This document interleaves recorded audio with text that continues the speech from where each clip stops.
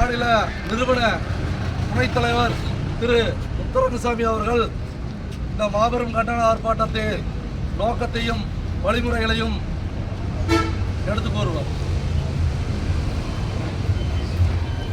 அன்பார்ந்த இந்து மக்கள் கட்சியின் செயல் வீரர்களே, வீர சிவாஜியை போன்றும் நேதாஜி சுபாஷ் சந்திர போஸை போன்றும் இந்த தமிழகத்தை இன்னும் ஒரு சுதந்திர போராட்டத்தை நடத்த வேண்டிய சூழ்நிலைக்கு இந்த திராவிட முன்னேற்ற கழகம், திராவிடிய கல்ச்சர்,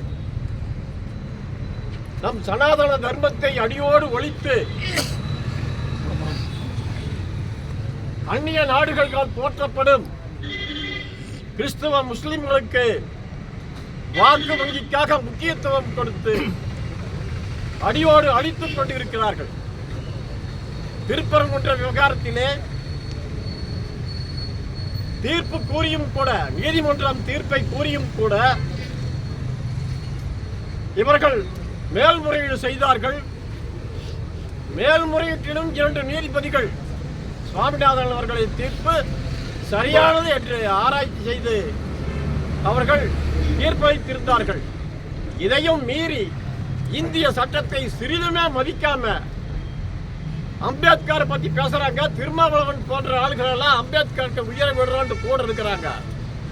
ஆனால் இந்திய சட்டத்தை அவர்கள் சிறிதும் அவங்க மதிக்கவே இல்லை.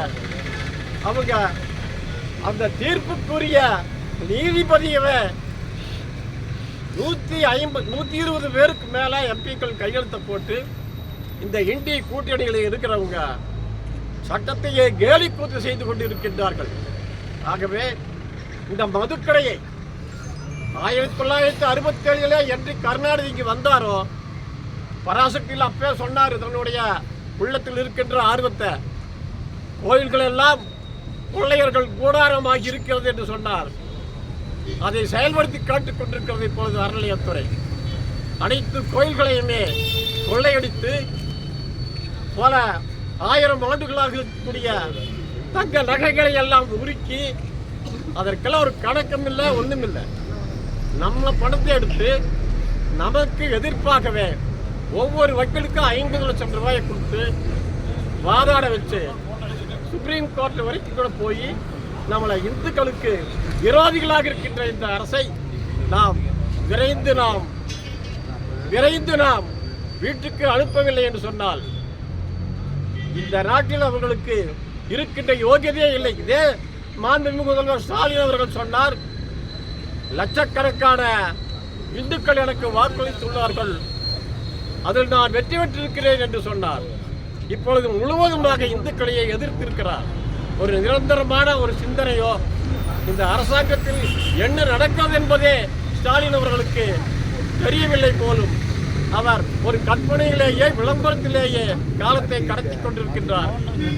ஆகவே அன்பார்ந்த தமிழக மக்களுக்கு நான் விரும்பி வேண்டி கேட்டுக்கொள்கிறேன், வருகின்ற 2026 தமிழக சட்டமன்ற தேர்தலிலே மத்தியிலே ஆளுகின்ற பாரதிய ஜனதா கட்சியின் பாரத பிரதமர் மாண்புமிகு மோடி அவர்கள் உலகமெல்லாம் சென்று இந்திய திருநாட்டின், பாரத திருநாட்டின் கண்ணியத்தையும் கட்டுக்கோப்பையும் இராணுவத்தினுடைய முப்படைகளினுடைய அமைப்பையும் பலப்படுத்தி வல்லரசாக அமைத்துக் கொண்டிருக்கின்றார்கள்.